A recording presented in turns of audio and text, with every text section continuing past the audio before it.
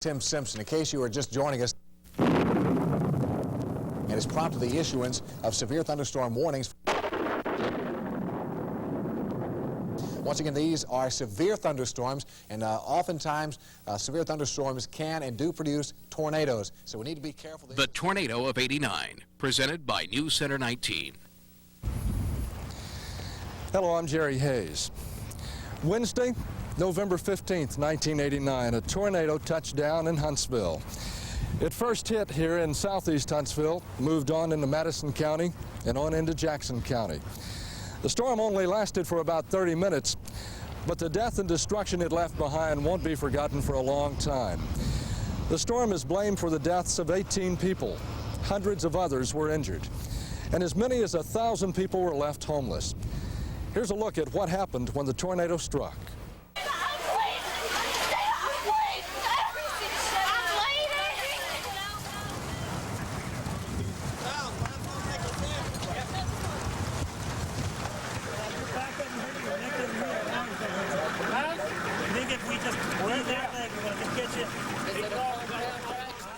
Started raining real hard, got real dark real quick. All the stories you hear about sounds like a freight train, I mean, it all applies, it really does. It just started going. The windows of the building let go, the walls let go, the ceiling let go, it just all came down. And that's all it was.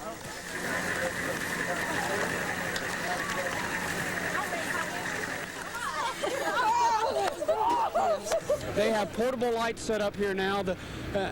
Within the last 2 hours or so, the search has really gotten underway, and it has been a situation where they will continue to work tonight as they hand-pick through some of this debris to make sure if anyone is there before they bring in the heavy machinery and they begin to move some of this debris. Now, behind what used to be the shopping center is the Westbury and Waterford Square apartments, and a number of units totally destroyed. It was total devastation at Jones Valley Elementary School. The storm moved quickly and left a lot of damage behind. Students inside were pushed into a closet as a part of a regular tornado drill. That action saved many lives. But one person was killed, an adult in a vehicle outside the school. The car apparently flipped over several times and landed in a field across from Jones Valley. That is the only known death in the vicinity. Those who were in the building when the storm came through said they had little time to react. I grabbed as many children as I could and pushed them in the closet. Dirt, glass, everything was coming. We had no idea the tornado was coming. After it hit, after it was over, I lined the children up and sent them down here. We do not know how many children are out, and we do not know how many children are still left in. I think there was about 30 or 40 children still at extended day. Most of the students escaped without serious injury. 5 were transported to the hospital with cuts and bruises. What happened? What did you hear? I hear wind blowing, and then I fell on a chair, and I got stuck on my shoe. And I think that young boy's remarks and face says it all. They're not going to forget this night. Right now, we're going to roll a videotape that Bransby Productions gave to us earlier this evening. What you're going to see right now is some videotape that was shot moments after the tornado touched down at the intersection of WHITESBURG Drive and Airport Road about 4:30 this afternoon. Bransby Productions, along with their editor Gary Greiner and photographer Charlie Droke, were shooting a commercial at the Village on Whitesburg for Audio Video Lab when the tornado hit right around 4:30. And we're going to try to pick up some of the natural sound off of that in just a moment. It is not a pleasant sound. You're going to hear people scream. You're going to hear what was going on 1 minute after the tornado touched down.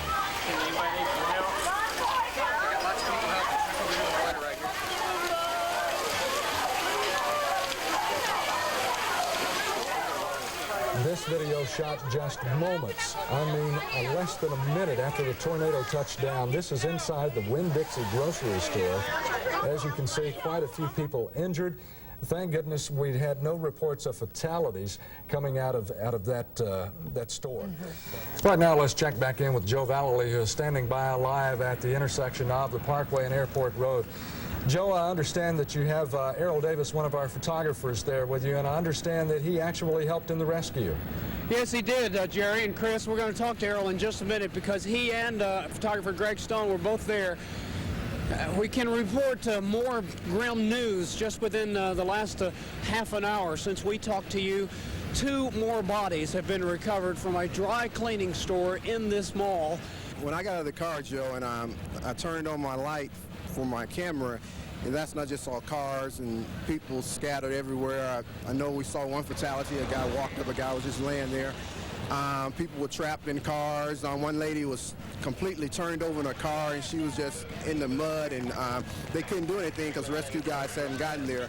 Other than that, there was one lady wrapped around a pole, and the police were knocking out the windows trying to get to her.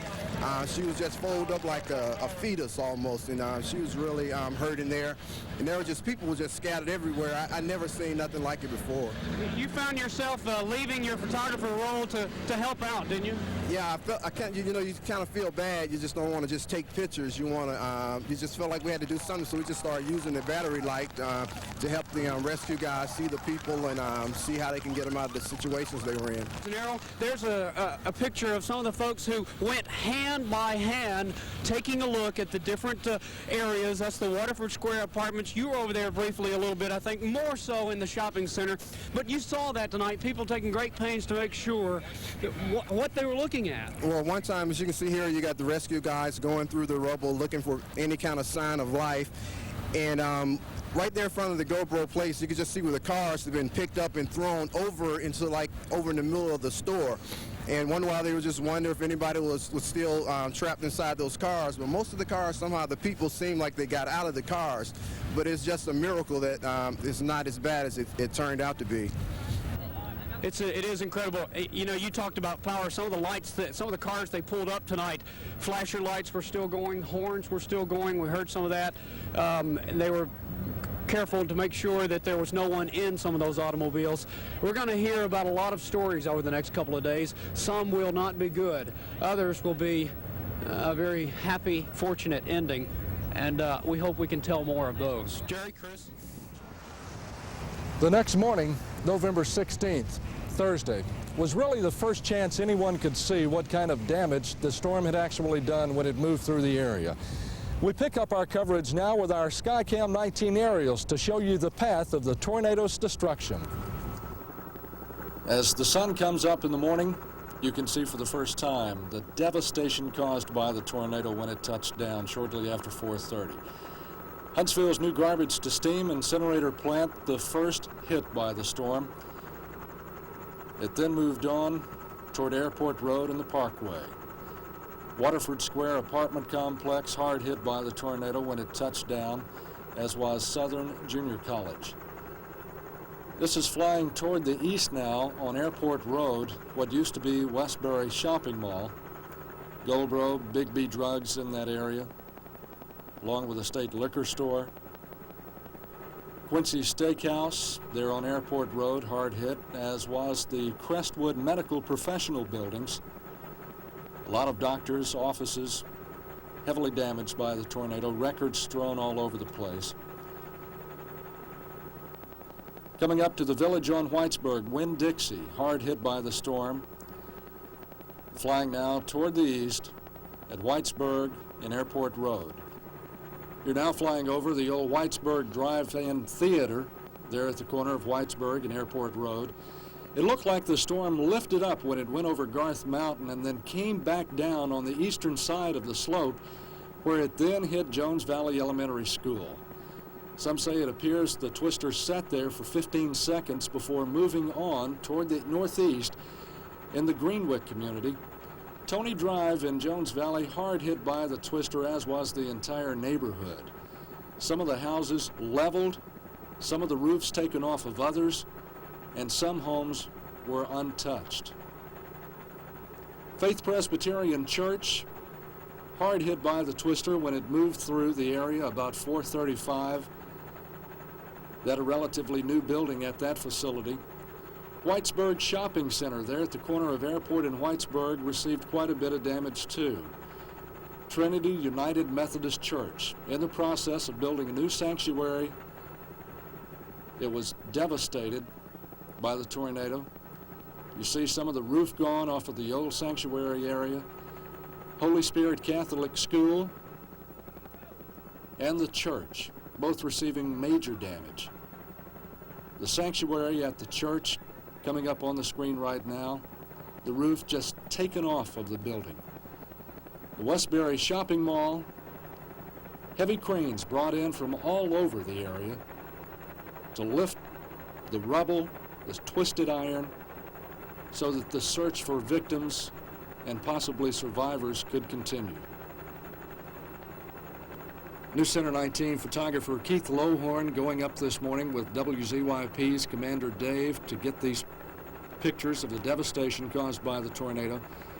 Waterford Square apartment complex, as you can see, concrete slabs. That's all that's left of some of the buildings right there on Breckenridge Drive. This is flying back toward the east now, looking at what is left of Westbury Shopping Center. Colonial Bank there on the corner of the Airport Road intersection. What used to be a Chevron station, strewn with debris and cars. Holy Spirit Catholic School there on Airport Road. The gymnasium just demolished.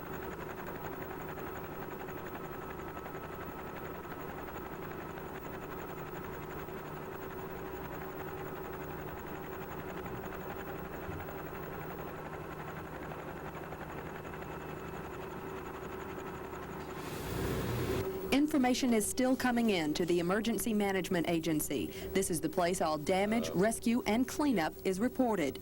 Mayor Steve Hettinger met with Congressman Ronnie Flippo here at the headquarters this morning.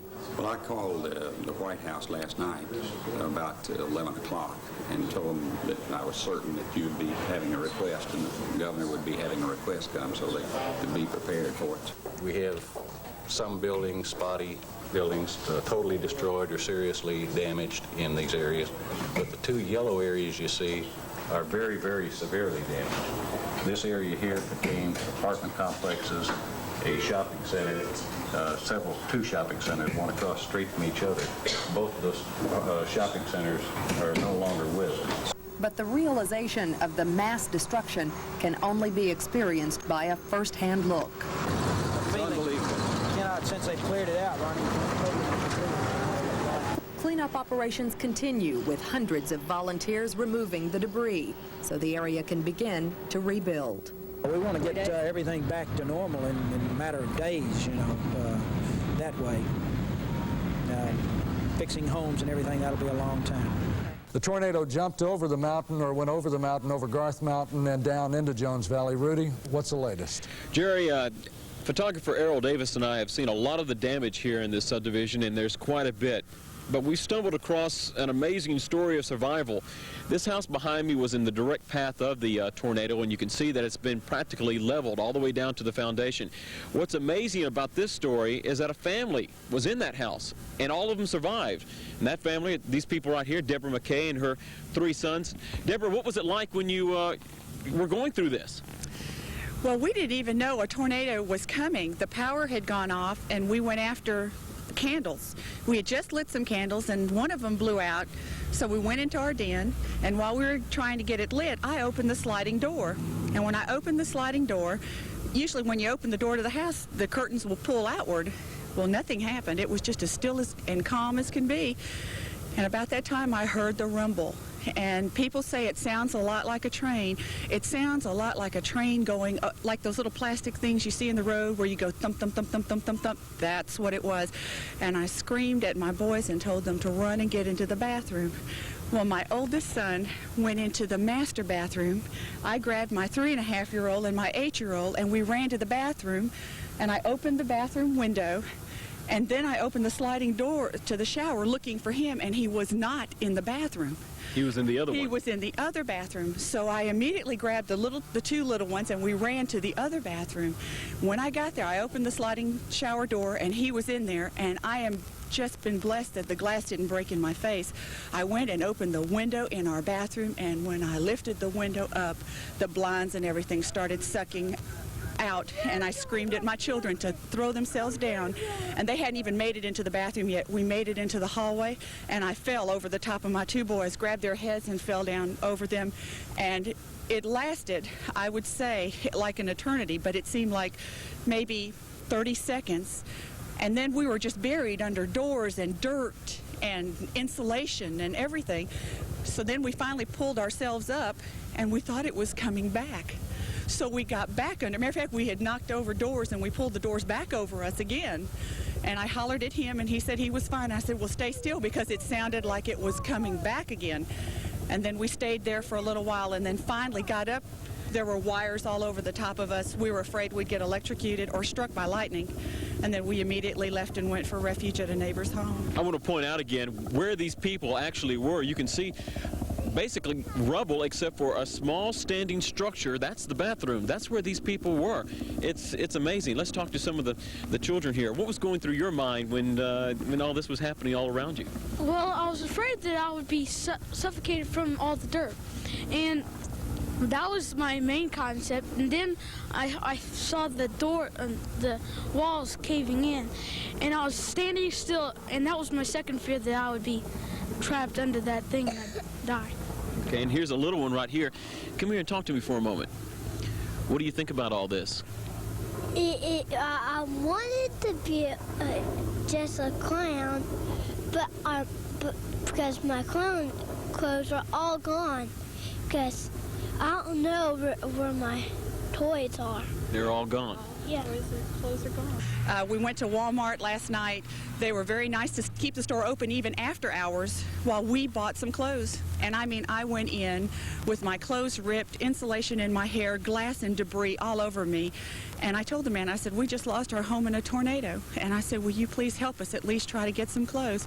The man was so nice. We spent $551 there, and he let us cash a check for $50 over. We didn't have but one check, and we told that to the man. We have one check, and we now have to get a hotel and food, and he cashed the check for $50 over. Deborah, it's amazing. It may be a while before 16-year-old Terry Lynn Frazier leaves Crestwood Hospital, but right now that's not a problem. Just 24 hours ago, she and her friend Toby were hanging on for their lives, trapped under tornado debris at her demolished Waterford Square apartment. From what I've been told, we were buried under 15 feet of rubble. I think that if the sink hadn't fallen on me like it had, I probably would have been crushed and killed. So, I mean, the tragedy that my leg is in such bad shape is good because it saved me. Today, those hospital workers who helped in the treatment of the injured experienced the calm after the storm, settling back into normal activity, but still remembering the devastation. For a period of 3 hours, we had somewhere in the neighborhood of 100 patients who were processed through the emergency department. Police officer Paul Smith in Humana Hospital with a broken collarbone and 3 cracked ribs considers himself lucky. When the tornado struck, he was right in its path at the police K-9 unit on Old Airport. That was the first time I'd ever been in it. I just laid down on the floor, closed my eyes, and just I said to myself, one thing about it, usually it don't last long. When I came to, it was out there hurt. I don't know, it probably wasn't too much longer. Betty Whiteley in Crestwood Hospital was also caught in the storm's path. You know, I guess I had to, I don't know. It seemed like 30 seconds, maybe, just to say a quick prayer. And then it just hit. It was absolutely horrible.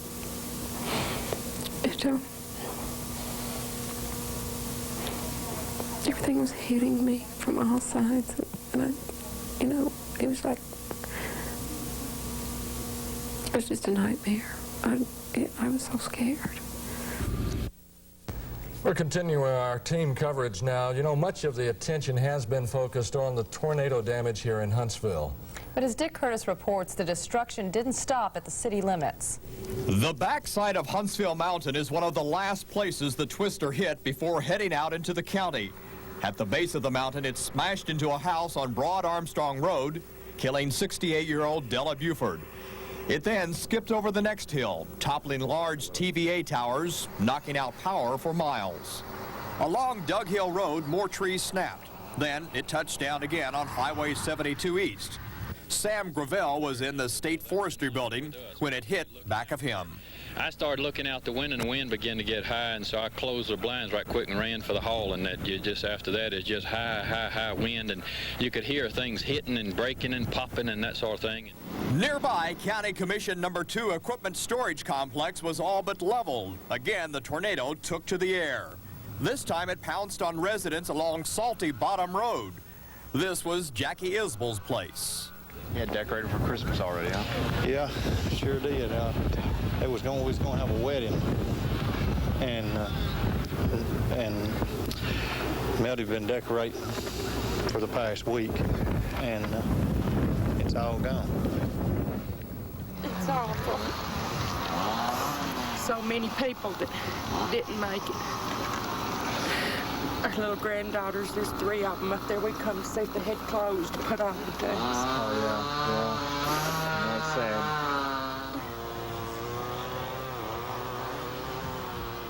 After a tornado hits, there's little left to save. The folks along Salty Bottom learned that when they awoke this morning. Like the Isbells, Reba Harris lost everything. So what do you do now? That's a good question. I don't know. There's not much left to do anything with. Been in here, that baby's cold. Oh, my. It looks pretty good to me. Neighbors in the northeast part of the county didn't waste any time showing up, lending a hand, lending a shoulder. And like the tornado victims in the city, the victims in the county won't ever forget the terrible sounds when the tornado came. Stairs, we come up to the top, and it was so black you couldn't see nothing, and every window was whistling, you know, just like that they were cracked or something, you know. You could hear just roaring, whistling, all the windows. And then it just got real calm. And the wind got real bad, so we turned around to go get in my storm pit. On the way back, it picked my truck up and moved it off the side of the road. Started up the driveway, and there was just 2x4s and timber laying everywhere, and I knew what had happened then. Even though the Shoals escaped being hit by a tornado, high winds did damage some homes there when the weather system passed through that area. As Newscenter 19's Bill Irwin shows us now, most of the damage was in northern Lauderdale County. I tell you, that's the only one you got to call on. It's the Lord when you see something like that coming at you. And even though her home was heavily damaged by yesterday's storms, 74-year-old Myrtle Bell considers herself lucky. So do a lot of other people in the Shoals. Even though they lost their homes, they escaped injury when that line of storms moved through. I'm very, very lucky, very fortunate. You can build houses back, but you can't bring folks back. The family that lived in this mobile home knew there were severe weather warnings out. They saw the storm coming. They ran for a storm cellar. It's a good thing they did. The mobile home was demolished, their possessions scattered. What are you doing today? Trying to clean up some of the mess. What are you going to do? Not a whole lot. Cleaning up is the order of business right now. Putting things back together will take a lot longer. We're very, very fortunate. I feel very compassionate to those people in Madison County and Huntsville and wish them the very best, but we again missed the bullet. Bill Irwin, News Center 19 in Lauderdale County. Where are you from? I'm from Madison. Athens. Northeast Huntsville. Southeast Huntsville. Here at the American Red Cross, blood is coming from in and around the city of Huntsville, and each pint is greatly appreciated. And believe it or not, there's even some debate about who makes the better donor. Alabama fans or Auburn fans make better donors? Auburn. Why? Why? Because we have more courage, stamina. That's not true. Alabama fans do better donors because their blood when it's red. Oh my! As in crimson. That's hard to beat. Red tide. Blood donations aren't the only ones coming in. Today, a $5,000 donation from Vulcan Materials, an employee-based project, and a $10,000 donation from Bruno's. The money is in $25 increments. The certificates can be used at both Bruno's and Food World stores. How was that again? It feels so good! As you may have guessed, there is good news to report from Christmas charities. Hasbro toy company called me a while ago, and they are sending us new toys that we will be able to give to the tornado victims, and they are sending me some extra toys that we will be able to give to families that we help all the time. Many relief agencies agree that money is the only thing in short supply, and they're hoping that financial donations will pick up soon. Teresha King, Newscenter 19, Huntsville. Floyd Parks was back at the office today. Municipal Golf Course, Floyd may help you. Believe it or not, fielding request for tea time. I'm sorry, our course is closed. We're going to be closed for an indefinite period of time. Yesterday, Floyd thought his time was up. Looked out the front door, and I saw the tornado coming. Kept getting bigger, so I ran back in and opened the office door and crashed down behind the desk. And pulled a chair over my head. And then the building exploded. it was down in the corner here. Floyd's buddy and workmate, Randall Scott, still can't believe it. Well, I really didn't know he was here by himself. When I got home, the phone was ringing, and he said we just lost the golf shop. I'm just glad he wasn't hurt. We had golfers on the course, but I'd gotten rid of them. Golfers on the course? We ran them off about 15 minutes before it hit. And they were arguing with you again? Oh, they wanted to play. Touring the course today shows why no one will play here at Muni for at least a reported 2 to 5 months.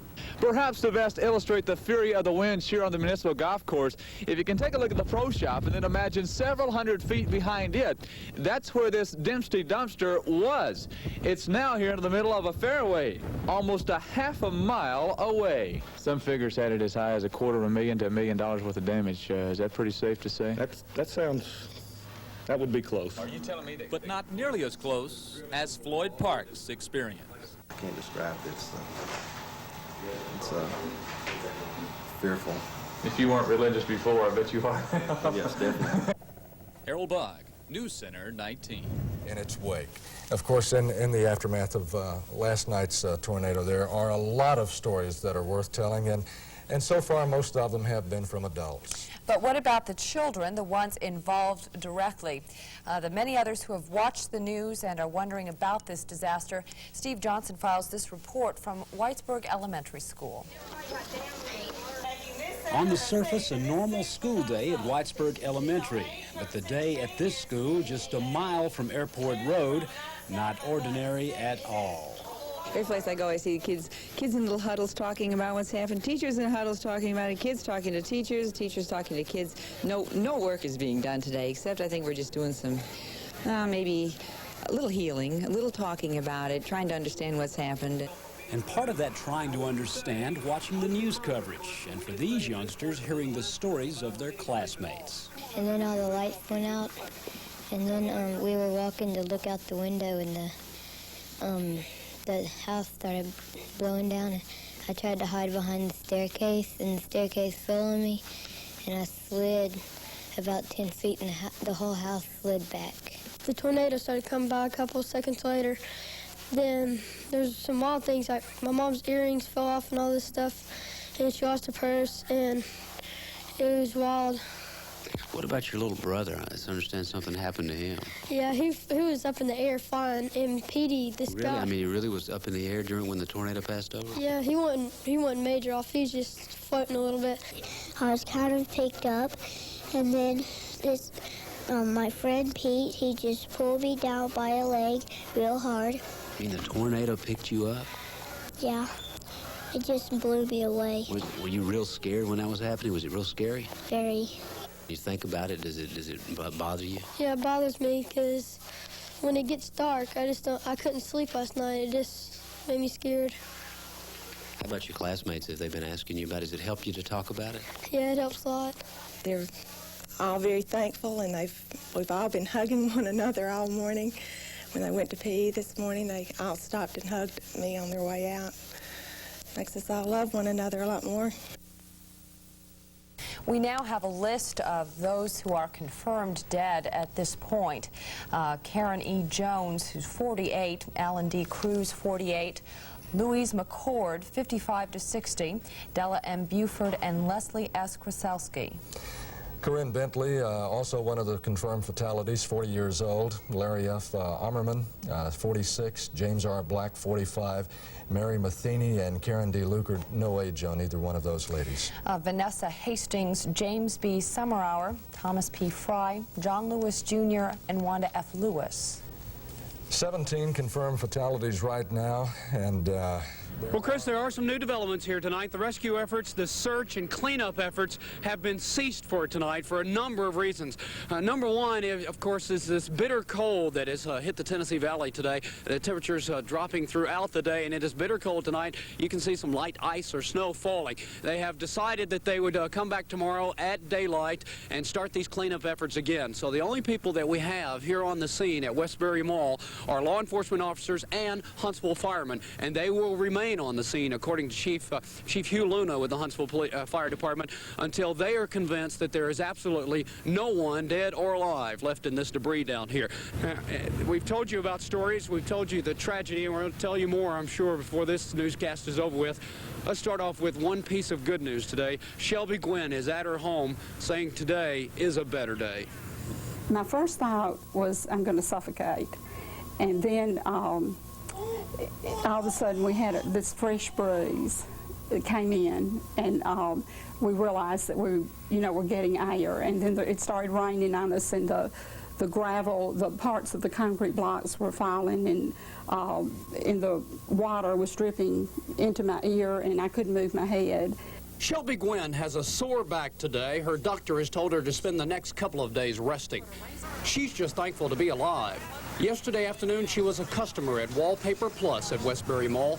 When the tornado hit, she and the store clerk both ran for cover. The walls came crashing down.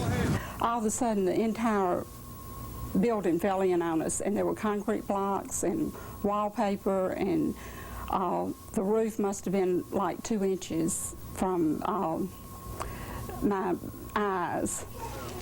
Trapped, calling for help, Shelby saw dust turn to night and hope turn to prayer. She was not alone, and those arriving on the scene could hear cries from everywhere. The chaos could only be imagined best by someone who didn't see it, someone like Shelby, who didn't know if and when she would be found. I have no idea how long we were there, but we would periodically scream for help, and we prayed that the Lord would send someone straight to us to rescue us. And so all of a sudden, this flashlight came down, and that was the most wonderful sight I've ever seen. And these 2 young men were there, and they looked like angels to me.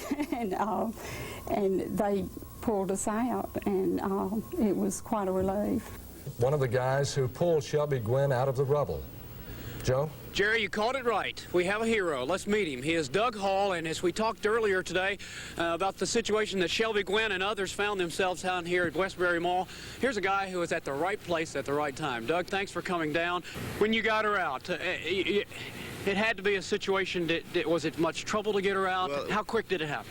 Well, we just had a lot of stepping over a bunch of debris, and then once I got her out to where it was safe, I turned back around and tried to go out and get some more, but then I got discouraged thinking about how many could be buried real deep. I mean, deep to where they couldn't be heard, or it was just real traumatic.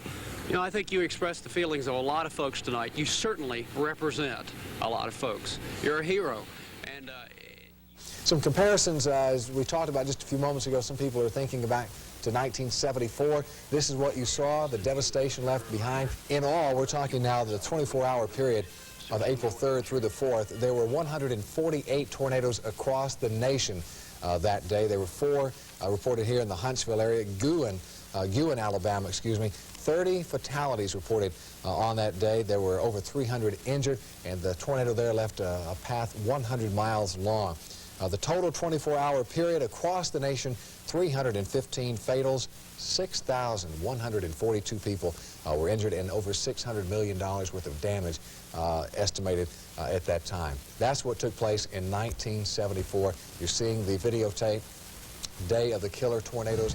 By Friday, the initial shock of what happened here was beginning to wear off. Governor Guy Hunt came to Huntsville to see the damage firsthand. That's where we pick up our coverage.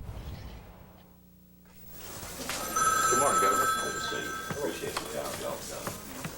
Greeting police officers and city personnel who've worked 24-hour shifts the last few days. Guy Hunt came to Huntsville early this morning to get a first-hand look at the devastation. Governor Hunt leading a state and federal delegation that is working hard to cut through the bureaucratic red tape and get those who needed most economic assistance. An update from Mayor Hettinger this morning, letting him know the spirit of this community. Yeah, I was amazed at how much cleanup you've already got going. And that's a lot of that's volunteers. Yeah. I mean, we're doing a lot of it, and a lot of it's volunteers. So. Governor, is the damage as bad as you thought it was going to be? Oh yes, it's the power of it is amazing. And with so many tornado victims looking for a place to temporarily relocate their families, the government is the only one that can help at this point. Governor Hunt saying the state is prepared to dole out at least $250,000 in grants this weekend. We'll have a state and federal meeting tomorrow, and then on Sunday, the disaster field office will open, and you'll be given, I believe we already have some locations. The Disaster Assistance Center for families with losses also will open Sunday. After a helicopter tour of the most damaged areas in Huntsville, the governor stopped at area hospitals to visit with the most seriously injured. Well, we just told them all the people are with them. God bless them. What state and federal agencies do over the next few days will be critical to families not covered by homeowners insurance. Even if survivors aren't sure if they can receive federal grants, emergency management directors say the best thing to do at this point is apply for help. With the president's declaration of Huntsville being a disaster area this morning, grants, not loans, could be into people's hands by the weekend. Those disaster application centers, there will be 2 of them. They hope to strategically locate them throughout where all the damaged areas are in town. Well, now how... A lot of people are having to rearrange their lives in order to cope with the destruction of Wednesday's killer tornado. Homes, businesses, churches, and schools are gone. Tonight, Erica Lane reports on the people of one small school pulling together to get back to normal. The classrooms at Holy Spirit Catholic Church are torn apart, but the spirit of its members never broke. Students and their parents are all pitching in to help clean up and salvage anything usable. We were just so lucky. That's all I can say. We were fortunate. I mean, we have devastation. We lost everything. But we were so very lucky in that we didn't have a loss of life. Fortunately, the 270 kindergarten through 8th grade students were sent home early the day the tornado struck. But some children were here Wednesday afternoon for after-school care. 7-year-old Lindsay Breslow was one of them. Today, she came back to her school with a sprained arm and some scratches to take pictures of what she lived through. We're just trying to get her to see it and remember it so we can, she can understand how lucky she is, and she got a second chance on life, and she's going to make the best of it. Lindsay showed us where she and her classmates huddled together while the school literally exploded around them. But just 2 or 3 minutes before the twister hit, the children had been in the gym. We were over there by the corner before we ran out to the hall. The ceiling in the gymnasium collapsed. I'm just glad God was with us. The ironies are everywhere, even in this 3rd grade classroom. A poem up on the wall has captured a lot of people's attention. Nature is a gentle rain and winds that howl and blow, a thunderstorm, a hurricane, a silent field of snow. Nature is a tranquil breeze and pebbles on a shore. Nature's each and all of these, and infinitely more. Certainly infinitely more than I've ever imagined it could be. This is just, it's just eerie to see what we see here, and to think that if we had had all of our students, it had been a normal day, we would have been counting bodies and picking out our children. Nature has certainly played on us. But even a little girl can triumph over a big storm. Erica Lane, News Center 19. People who live in the Jones Valley community are continuing to pick up the pieces of their lives. Today, John Lancaster was in that area and files this report. 2 days after Wednesday's tragic tornado, residents in the Jones Valley area continue to pick up the pieces. Again, getting out in the yard and seeing little odds and ends of broken stuff and looking at, oh, that was so-and-so and that was so-and-so, you know, little odds and ends, like this little gem. That doesn't look like much, but my son had a little steam engine, and that was the chimney on the steam engine. And I picked it up and I said, oh, I got to keep that. Volunteers who have taken their own time to offer tornado victims coffee, a telephone, warmth, and somewhere to use the restroom.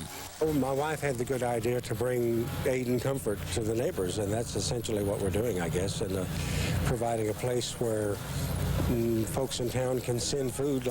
And as volunteers patiently fulfill the needs of others, homeowners patiently hammer away on what's left of their home. Well, we've only lived here a little better than a year, and we're just real happy where we are. I not like being in the path of a tornado, but we're real happy. It's a lovely neighborhood, and from everyone pulling together, I think that kind of shows it even more. And so you plan to rebuild? Oh, yes, yes. Our intentions are to rebuild. While others rebuild, others pack up, leaving what used to be a place called home. John Lancaster, News Center 19, Jones Valley. And up next on the News Center. On Saturday, a lot of people went back to what used to be their homes and apartments to look for lost belongings. And the Vice President's wife, Marilyn Quayle, came to Huntsville with Alabama's U.S. Senators. They were offering their full support, and they were promising aid from the federal government. A look of shock covered the face of Marilyn Quayle as she stepped foot in Huntsville for the first time. The Rocket City looked more like the bombed city as Mrs. Quayle passed rows of flattened cars and piles of rubble that once stood as stores and service stations. Oh. Thank you all for all your hard work here. You guys have done a super job. After thanking firemen for their rescue efforts, Mrs. Quayle seemed awestruck by the number of cars destroyed. How full was the parking lot when you all arrived? There was a lot of cars that had gotten picked up and thrown. As far as cars in the parking lot, I don't know. There were cars picked up and thrown on top of buildings and in buildings. And there was one up here on the road on top of the transformer. They had the lady in the car on top of the power transformer, and they had to get her out of that. Following a tour of a gutted school, Mrs. Quayle, Governor Hunt, and Senators Shelby and Heflin prepared to make personal visits with some lesser-known Huntsvillians. After touring the tornado-stricken area of Westbury Mall, Quayle and Alabama senators then spoke with some of the tornado's victims here at Crestwood Hospital. They're thankful to be alive. They're very appreciative of the people who saved them. We're pleased that Mrs. Quayle would come, and the fact that she has seen the devastation today, it means to us that she's going to be constantly reminding her husband of the devastation that has occurred in Madison County and in the city of Huntsville. Everything the federal government can do to help this community will be done. Residents of the buildings hardest hit by the storm were asked to have their belongings out by tonight. Karen Tarica has more. Lorraine Baker had lived in this country club apartment only 3 months. Today, along with help from family and friends, she packed up all of her belongings to move on. My table and chairs are in there, and that's about it, and my bedroom set. And I need a new box spring and mattress, and that's all. I don't want anything, that I don't need. The roof was blown off her second-story apartment Wednesday. There is no electricity, and the floors are drenched. Fortunately, she wasn't home when the storm hit. What did I think? I started crying. I couldn't believe it, that something like this could happen, You think it's always going to happen to somebody else, but it doesn't. The country club apartments are still standing, but because of damage, residents in 5 buildings have been asked to move out. The owners of country club apartments are still assessing the damage here. They're not sure yet if any of the buildings will have to be demolished. No, it isn't. It just doesn't want to unroll. We've been very fortunate here, and counting our blessings, we had no serious injuries except, just damage to the buildings. And most of our people have been able to find other places to live and have gotten a tremendous amount of help from volunteers. Residents have been asked to be out of the apartments by tonight because of expected inclement weather. Karen Tarica, News Center 19, Huntsville. Finally tonight, when times are tough, where do you look for help? Well, for many of the folks in the path of the tornado, the help found them. Dick Curtis reports. City workers were hard at it today in Jones Valley, picking up after the storm. But it wasn't just pros with heavy equipment out this Saturday. Here along Tony Drive, as well as every street hit by the tornado, there are stories of neighbor helping neighbor. They came with their chainsaws. They came with their rakes. They even came with their coffee. You always carry coffee in the neighborhood? Frequently. Every Saturday after a tornado hits. Okay. You're the Goodwill ambassador here in Jones Valley. Well, we didn't get any damage to speak of. We're just going down to our neighbor's house. They don't have electricity yet, just taking some coffee. The neighbors worked high above the ground. They worked close to the ground. They even worked below the ground. There was a lot of damage to deal with, but there were a lot of neighbors willing to help. Neighbors from this neighborhood and neighborhoods far away. So you got your tools with you? Yep. Yeah? And you're just looking for places to help? Yeah. Great idea. Hey. Picking up all kinds of debris. Do you live here? No. It's her house. We're just helping her. Just helping. Wasn't that nice? That's great. You don't live here, but you're helping. No, we live in Madison. Came all the way from Madison. Came all the way from Decatur to Huntsville to help out. Oh, yeah. We're glad to have you here. Well, glad to be here. Oh. Help out anyway. Everybody needs it. They have been volunteers in this yard almost nonstop since this start Thursday morning. Kind of restores the old faith, doesn't it? It does. Wonderful. You've been up here, not sightseeing, I know. No. Up here bringing dirty, clean clothes back that got washed last night. You wash clothes for people? Yeah. Great. Yeah. I'll pat you on the shoulder there. Good job. Thanks. Despite the sadness of the disaster, many have managed to stay positive. Some even managed to smile. So who put the sign up there? My brothers put that sign up there. Isn't it great? It's terrific. Isn't it great? They're just wonderful. You got a good sense of humor, I'll tell you, after all this. They have just been the greatest support, and my friends have just been so wonderful. They really have. The houses along Tony Drive will be rebuilt. The lawns will be renewed. And the neighbors, well, they'll keep on being neighborly. Sunday was a day of prayer, mourning, and thanksgiving in churches all across the Tennessee Valley. And for those congregations displaced by the tornado, Sunday was also a time to reflect.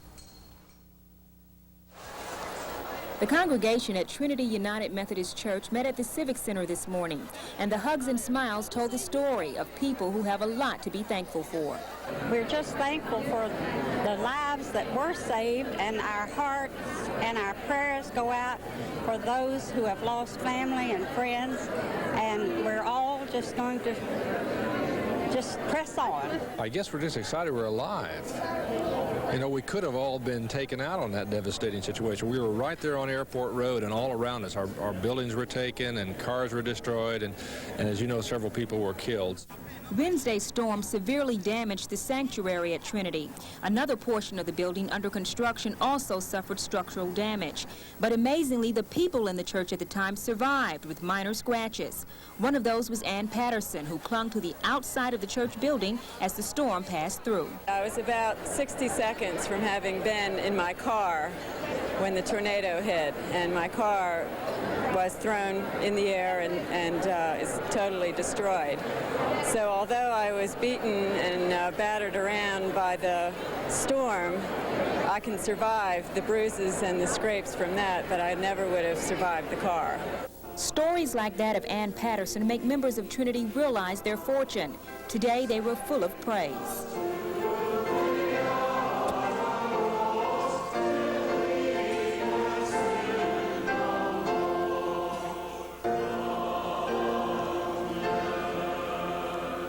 And scenes like the one here at the Civic Center are going on around the city today. Local churches hit by the storm were picking up the pieces and moving their congregations on to other locations.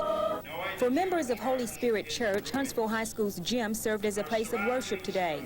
Members there say they also have a lot to be thankful for. The church's sanctuary was severely damaged during the storm when a side wall came tumbling down. But again, no one was seriously injured. And that church, like the others hit, is now making plans to move forward. April Thompson, News Center 19, Huntsville. Federal disaster centers opened for the first time this afternoon. Hundreds of people showing up to find out how their government will help them get back on their feet. The News Center's Karen Tarika is standing by at one of two such centers, the JC's Service Community Building located at the old airport. Sort of a busy day today, Karen. It has been a busy day. It's slacked off just a little bit, but they're expecting a big day again tomorrow. Anyone who received any damages in the storm is encouraged to come by and fill out an application. Government financial assistance is available for any uninsured losses.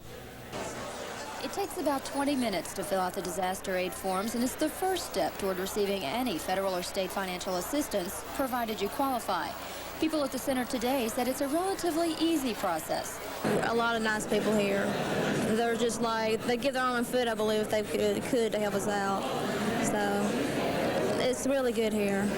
The damage estimates are up today, with some 259 homes destroyed in the tornado. 130 had major damage, 148 moderate. State officials say the damage could top $100 million. The rest of the week was a time for coping and change. Jones Valley kids began classes at Challenger School, and the community readied itself for Thanksgiving. A new classroom, a new school, a new outlook on life. The News Center's Joe Vallely reports the recovery is a learning process, too. Really, Jones Valley. Really, just really. They knew it wasn't their old school, but for the next 2 years, Challenger will be home for 450 Jones Valley students, and they came today fresh with supplies from home. Ready to go. Just like the first day of school, mass confusion and excitement, and a little bit of anticipation on this first Monday after Wednesday's tornado. Parents and teachers alike very careful to watch how their child is coping with it. Fifth grade teacher Judy Rogers is helping her class. They're talking about what happened. If you don't want to talk, that's okay. If you do want to talk, that's okay too. The school's roof came flying into my brother's window. How many of you know we've always heard that when there's a tornado, there's the real loud noise? You remember hearing loud. Yeah. My mom said that it didn't sound like a freight train. She said it didn't sound like a freight train at all. My brother was there. He was down there and everything fell on him. And he was buried for a while, wasn't he, under all the debris? Psychologists encourage children to face their fears. Many of these children live in the Jones Valley area and were at home when the storm hit. We thought it was over, and when I looked outside, the Lord must thank us because the wind was blowing. All present and accounted for in Miss Rogers' fifth grade class. Makes for a good day back to school. Joe Vallely with Jones Valley students at Challenger School, Huntsville. Almost 500 people were injured in last week's tornado, one of them a local doctor. Colleen Osteen tonight shows us how he's using his fighting spirit to overcome a serious injury. Dr. Elliot Marcus refuses to mourn the loss of his left arm.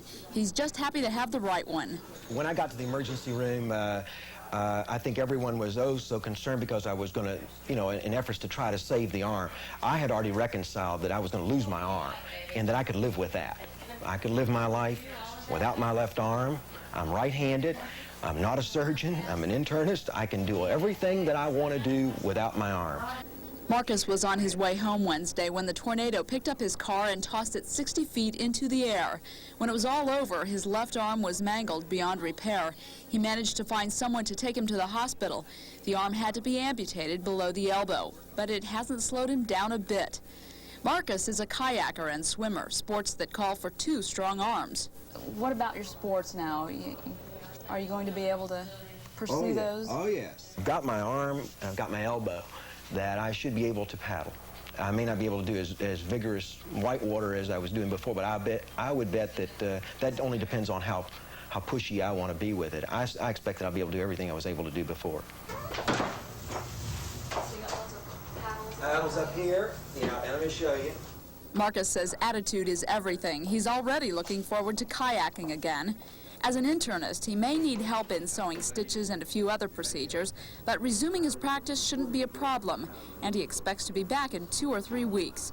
As for the kayaking, that'll take a few months of practice, but his friends say they'll wait. My paddling friends said that they would be willing to follow me through Class 5 whitewater but not through anything like a tornado at all. I'm Colleen Osteen reporting. But It's hard to believe 7 days have passed since the tornado hit, but tonight News Center 19's Erica Lane shows us what a difference 1 week can make. Coming across the police academy, transformers flashing, busting, just like a freight train coming through. It's the worst thing I've ever been in my life. The tornado that ripped through South Huntsville came without warning and left little behind. Now, exactly 1 week later, the same kind of steady rain falls in the parking lot of the shopping center, torn apart by 200-mile-an-hour winds. We'll hit the shopping center. That night, rescue teams found the tornado destroyed everything, businesses, homes, but it was the cars they saw first, crushed together into piles of tires and twisted metal. A week later, the mangled vehicles have been moved to the old airport and lined up in single file. Today, Airport Road is open, and police watch the area from inside their warm patrol cars. Last Wednesday, not even the ambulances could get through the area because of downed power lines. And the rain and cold weren't even factors for police, motorists who became the rescuers. Can you wiggle anything? No. Okay. We're coming after you. Don't worry. Throughout the night, more victims were found in the rubble and brought out alive. Today, the tons of debris that trapped dozens of people, some for almost 10 hours, is gone. This is all that's left of the shopping center and the row of apartments that once stood behind it. Some form of normalcy has returned here, but neither this place nor the people who were here will ever be quite the same again. Erica Lane, News Center 19. The people who've been working so hard providing disaster relief to the victims of Huntsville's tornado were able to take a break today to celebrate Thanksgiving. As News Center 19's Erica Lane reports, it wasn't just a chance for workers to give thanks, it was also a chance for them to be thanked. These are the hands which for over a week have been the helping hands for Huntsville tornado victims. Today they are folded in prayer. We ask you to open our eyes that we may see the blessings that you would have us refine from the rubble on Airport Road, in Jones Valley, along Dug Hill Road, and in other places in our community. Red Cross volunteers who've been working non-stop since last Wednesday were given a special Thanksgiving dinner with all the trimmings by the Ascension Lutheran Church. Howdy. How about a roll? Thank you. Many of the out-of-town volunteers cannot be with their own families today, but the Red Cross is like a second family. Yes, it is a Red Cross family. You draw very close relationships in working together, and people who we never knew before, a couple of days ago, now are our very best friends who we'll communicate with for years to come. The love, laughter, and conversation shows what a close family it is, even though members may live in different areas of the country and the state. Joe and Dot Dickinson are from Montgomery. They had been in South Carolina for 8 weeks with the Hurricane Hugo relief effort when they were called back to Alabama. Home, sweet home, Alabama. When our disaster happened here, we said we need to be home. So right away they set the wheels moving. So we got out of there in just about 6 to 8 hours after we were called. For most of the Red Cross workers here, this isn't their first Thanksgiving spent away from home. Travel and tragedy are a part of the job. But for the Dickinsons, this assignment is different. The people have been so gracious, and I've never seen a community come together like this one has in time of disaster. And this dinner is just another example. There's plenty of food left over, and it will not go to waste. Most of this food will be trucked out to feed federal workers and the victims themselves on this Thanksgiving Day. So the Red Cross volunteers prepare to go back out again to do their job so many other people are thankful for. Erica Lane, News Center 19. It'll take months, perhaps even years, before we fully recover from the tornado's destruction. We leave you now where we started, with a look at the awesome power of the tornado of 1989. I'm Jerry Hayes, News Center 19.